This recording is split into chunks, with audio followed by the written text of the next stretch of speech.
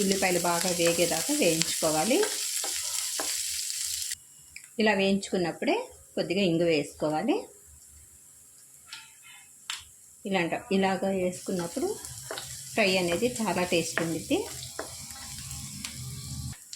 ఇందులోనికి ఒక పచ్చిమిర్చి కట్ చేసి వేసుకోవాలి.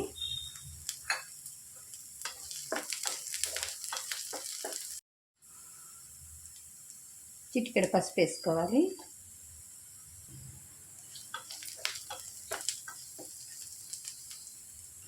ఉల్లిపాయలు అనేవి బాగా వేగిపోయాయండి. ఇప్పుడు అరటికాయ కట్ చేసుకొని ఉప్పు నీళ్ళలో వేసుకున్నాము.